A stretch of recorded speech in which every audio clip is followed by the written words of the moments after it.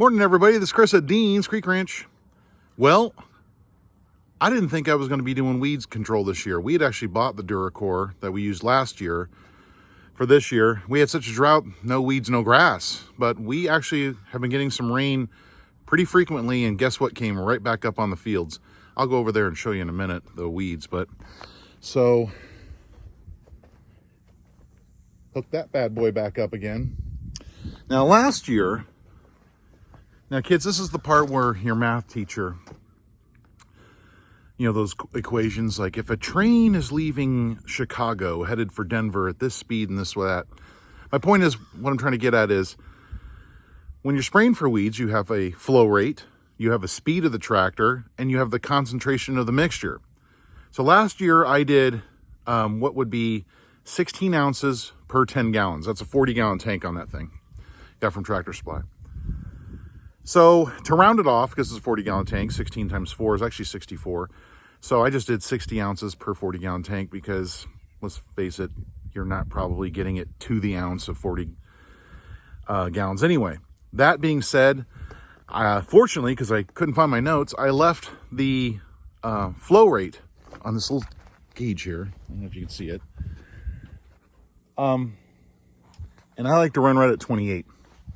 And then the B range on this tractor and second gear, and I like to do about 1800 RPMs. That being said, so I left everything the same.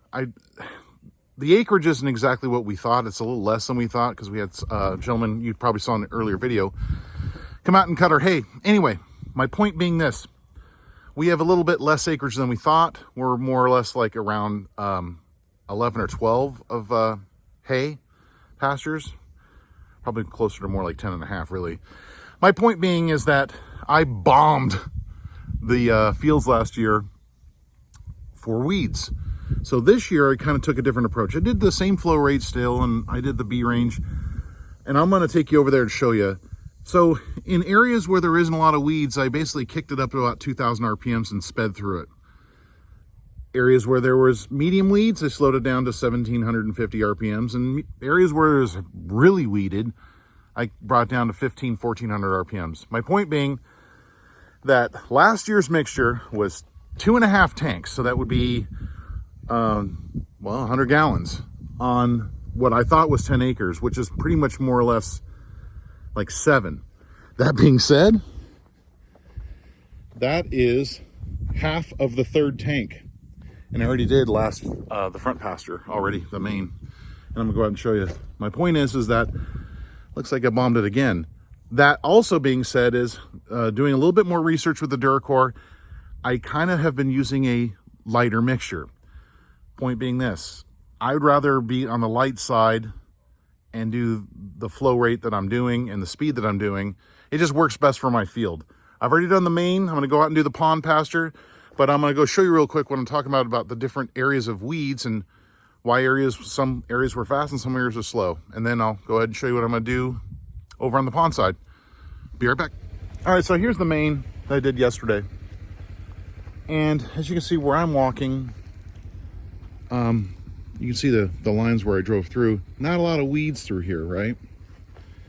As you can see, as we drop down, and this is pretty much where the water kind of collects, you see how it kind of got weeded.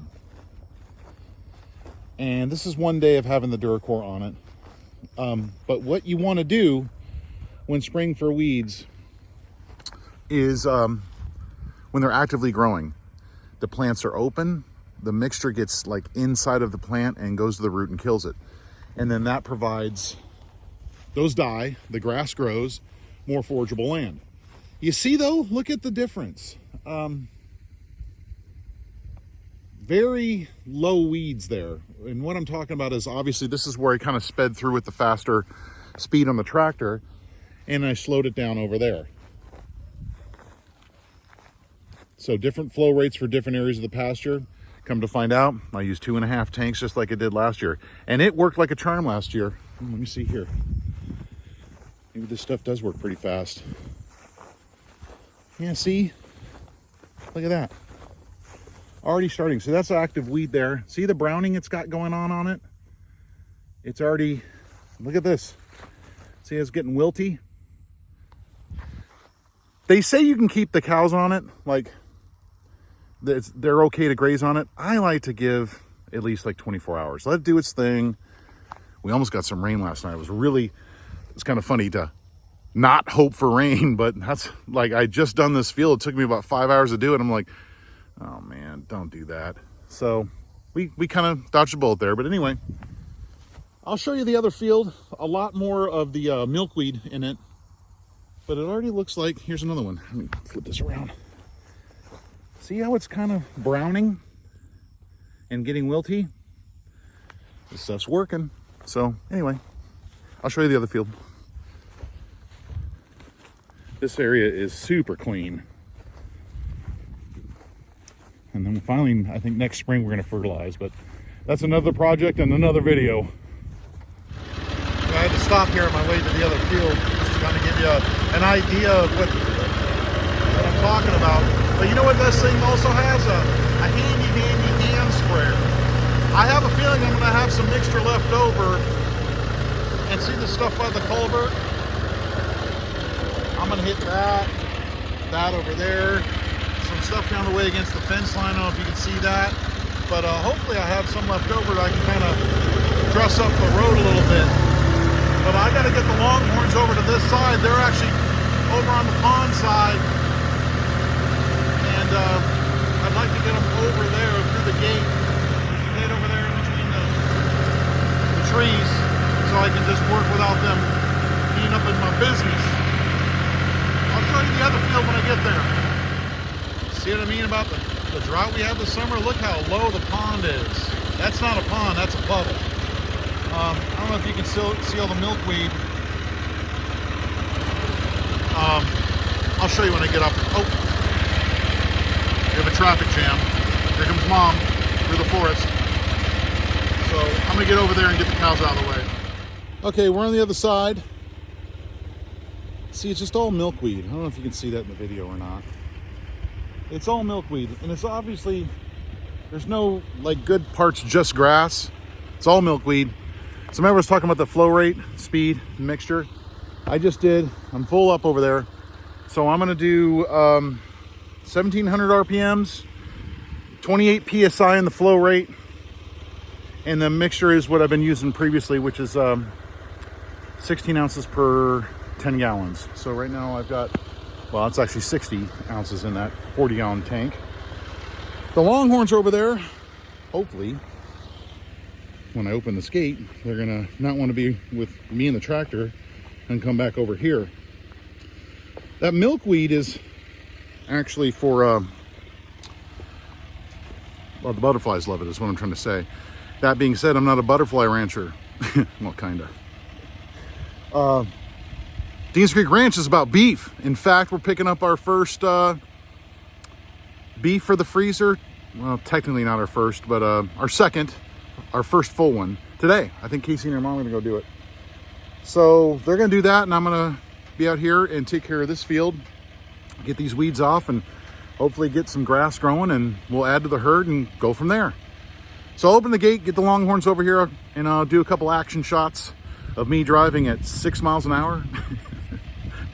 so I don't have to scream it.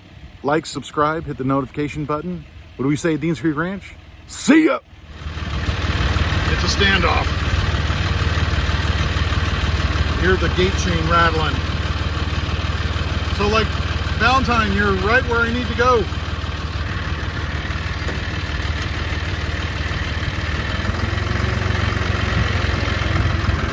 Let's see if I can get them through the other gate. Kind of wrangling with the tractor. Here comes Tex.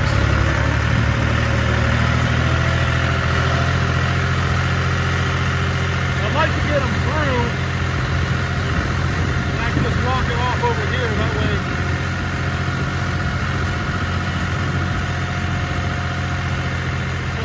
that'd be great for a day. Come on, come on, come on, come on. Come on! Come on! Let me tell you something right now. I don't know how that comes out on video, but when you're in person, that gives you pause. See, he doesn't want to, he's going to go in his little area over there.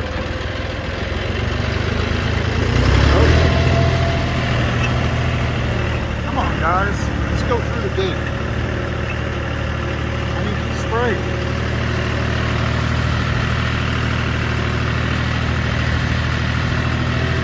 Well, I think I'm just going to spray and they're going to go about their business and I'm going to go about mine.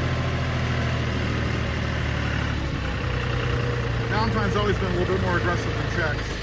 Chex, for coming from the bloodline that he is, it's kind of an innie.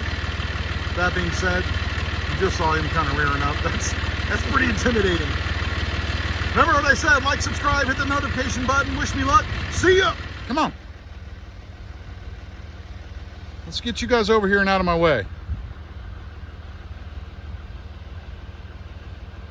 Come on.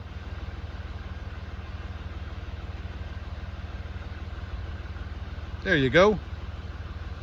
Nope. Those flies are really bugging you, huh? Come on, let's get your brother over here. Out of my way. Where is he at? Bonus footage. I forgot to show you. You see the treads in the grass from my last pass? So what I tried to do is overlap. The theory behind that is I'm leaving one less tire mark. Because each pass after your first one only adds one additional tire mark versus two. And it also gives you a great pointer on where you were last. Sometimes it's hard to see in the shadows and whatnot. Get a general idea. That way the whole pasture gets an even spread. So that's all. Just basically like when you're mowing the lawn. Just drive the tire over where you were